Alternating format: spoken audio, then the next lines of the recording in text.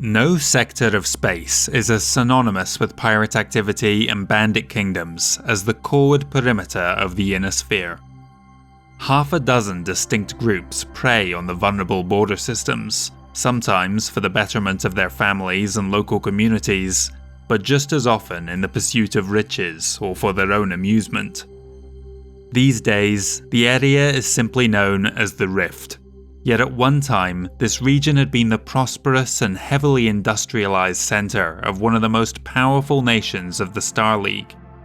So how did this happen? The answer lies in the downfall of that great periphery state, the Rimworld's Republic. The history of the Rift stretches back to the 23rd century.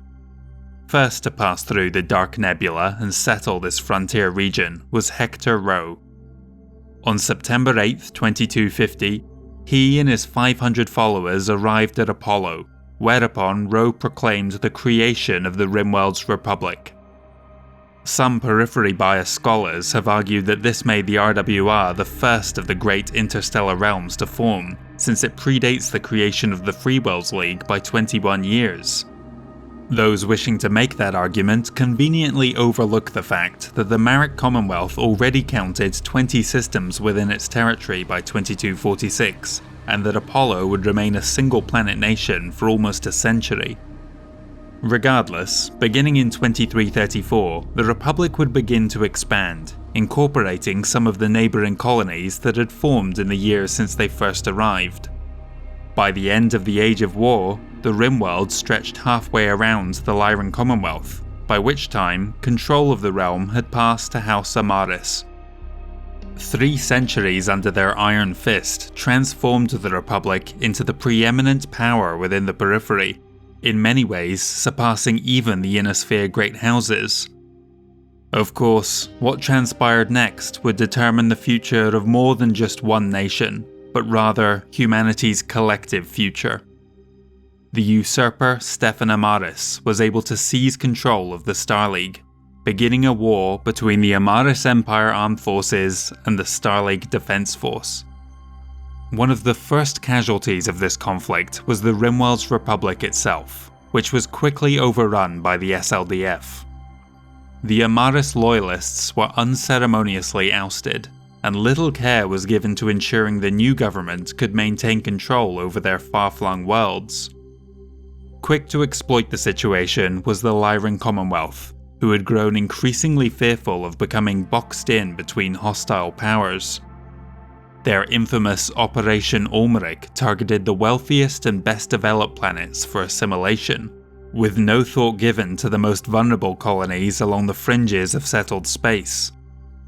To nobody's great surprise or upset, the new government collapsed within a few years of its founding. In a sense then, the Lyrans themselves were responsible for the pirates that would plague them centuries further on. Of the 100+ colonies that were abandoned, few were completely self-sufficient. Those individuals who could escape off-world to more viable planets did so, while the rest were left to starve. Less than half would survive the next century, and barely a dozen made it to the modern era. Some of the supposedly deserted systems still host small populations living in isolation, but just as many are completely dead. This barren wasteland became a verdant breeding ground for extremist philosophies. The Antithesis Creed, which was widely adopted across the Rift, declares that nothing good ever came from the Inner Sphere, and the denizens of interior space deserve everything that's coming to them. When properly applied, this mindset can justify just about any extreme act of barbarism. Not everyone was willing to let the Rimworld's Republic die. From the ashes rose a pair of microstates, each claiming to be the legitimate successor to the earlier government. Perhaps the most promising of these was the Finnmark Free Republic, formed around the one-time provincial capital and its rare naval yard. A beacon of stability in the region, several systems flocked to their banner over the next couple decades. The Lyran Commonwealth by this point was engaged along each of its borders in the maelstrom that was the First Succession War. When word reached them of an upstart realm emerging to their rear, House Steiner took action to eliminate the threat before it could develop. Finnmark was bombarded from orbit in 2792, and the Lyrans again picked at the bones for anything of value. The Republic would disintegrate within a decade of their capital's destruction. Further spinward lay the small Oberon Confederation. While Steiner was not quite as overt in their aggression here, the Lyran Intelligence Corps still set about ensuring its collapse, a task that was deemed complete before the 28th century was out. More fringe groups had also emerged from the ruins of the Rift, one of the most despicable being the Barony of Strang. The von Strang family were, and still are, die-hard Amaris loyalists. In their madness, they seek to restore their old masters to their former post, or at least rebuild the Rimwell's Republic in their name. Either goal is farcically improbable, but that hasn't stopped them from enslaving their population of 20,000 and forcing them to prepare for a war that will hopefully never come. A slapdash battalion of mechs does pose some danger to nearby Lyrans, Baron Otto von Strang's preferred target, but they rarely venture into the inner sphere. One of the oldest threats to operate out of the Rift are the Belt Pirates of Star's End. Throughout most of its history, the system had no permanent inhabitants, merely a collection of zero-G mining operations which fueled Rimworld's industry. The Starleague Defense Force put these abundant materials to use during the Reunification War when they constructed their own naval repair bays in orbit. As the campaign progressed, militant groups looking for an escape from the carnage set up shop within the asteroid belt, disguising themselves as yet another mining outpost, and managed to hide right under the Starleague's nose. Star's End is infamous for more than just bandits, however, as the asteroid New Silesia earned a place in history as the site where First Lord Simon Cameron died under mysterious circumstances in 2751, precipitating the Starleague Civil War. The SLDF later retook control of their old shipyards during the invasion of the Republic, facilities which are still at least partially functional to this day, an extreme rarity in the Periphery. In the mid-2800s, large deposits of germanium were discovered on the barren planet Novo Crescidus, allowing for the repair and even rumoured construction of Kearney Fushida drives. In modern times, Morgan Fletcher has been able to bind the various bandit tribes beneath her, giving the Belt Pirates a notional strength of 1 battalion. Fletcher has even made deals with the neighbouring successor states to conduct raids against the other, for a high price of course. Despite its initial collapse in 2796, the Oberon Confederation was not consigned to history.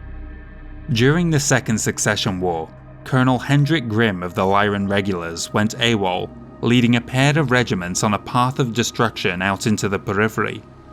Over time, they travelled coreward until they settled on Oberon 6, whereupon Hendrik declared himself king and set about re-establishing dominion over neighbouring Sigurd and Krellicore. With a strong core of MechWarriors behind him, he found success operating as a bandit kingdom, raiding as far as Razelhague. As his infamy grew, more disenfranchised mercenaries and other house troops flocked to his banner. In 3012, Hendrik Grimm III took to the throne of Oberon 6. In the intervening years, his kingdom had expanded by not only resettling some of the old Rimworld's Republic systems, but establishing new colonies too. What's more, the Oberon Guards had grown in strength up to 3 regiments. Where Hendrik III differed from his forebears, though, was in his desire to seek official recognition from their Innisphere neighbours as a legitimate Periphery nation, hopefully transitioning away from banditry altogether. Random attacks for the sake of plunder were scaled back, and instead he offered to rent out his military to the highest bidder. Hendrik's ambitions were further realised when he entered into an agreement with the Elysian Fields. By the 31st century, a few tens of thousands had settled on 3 nearby planets. These people belonged to the pacifist Inheritor sect, believing that one day the Innisphere would collapse entirely, after which they would inherit the stars. In exchange for Oberon's protection, they offered food shipments as well as rest and recreation facilities for the Confederation. The arrangement suited both parties well, with converts on Portos joining with the Elysian Fields in recent years. Unfortunately for the people of Fianna in Ranshire, the kind of warrior Grimm was hiring out to the Lyran Commonwealth for garrison duty was far from civilized. In 3017, Red Jack Ryan and his battalion arrived on World, ostensibly to help repel Marik raiders, but they quickly fell into looting and terrorizing the local populace. This culminated in one of the worst tragedies of the Third Succession War, when the Oberon forces damaged a nuclear power station, causing an explosion which spread radiation across the continent of Lycidas, leading to the deaths of millions. All parties involved immediately sought retribution for this barbaric act, but Redjack and his cronies escaped into the Periphery, going to ground on Butte Hold in 3018. Ryan's rebels grew to a pair of battalions in size over the next decade, going on to haunt more remote parts of the Commonwealth. Hendrik's plan had backfired, and his situation worsened when another of his battalions mutinied. Redjack's paramour, Maria Morgraine, had desperately argued to repeal his banishment. When Grimm refused to do so, she took what forces were loyal to her and set out into the Periphery, hoping to find some information on Ryan's whereabouts. They settled on Gottadamarung in 3021 and spread to 4 other nearby ice planets, establishing Morgraine's Valkyrit. It would take several years for the two to learn of the other's location, but in 3028, the two lovers were reunited and combined their holdings to form the Greater Valkyrit. A daughter, Susie Morgraine Ryan, cemented this cursed union. Nor was this the only new periphery threat to emerge in the Rift in 3028. The unknown Ptolemaian province began striking at Lyran holdings within the Protectorate of Donegal, prompting Steiner to dispatch Hansen's Rough Riders to eliminate them. Upon tracing the bandits back to Rosetta, they discovered a thriving population of over 12 million on a supposedly deserted moon that was recorded as one of the hundreds of colonies that had died off during the Succession Wars. While these incidents were troubling for the people of the Lyran Commonwealth during a time of high tension, they were far too preoccupied with events elsewhere to spare the time and effort needed to eradicate them completely. This problem was typical of all the great houses during the Succession Wars, and it was this lack of interest that the many bandit kingdoms relied upon to get by.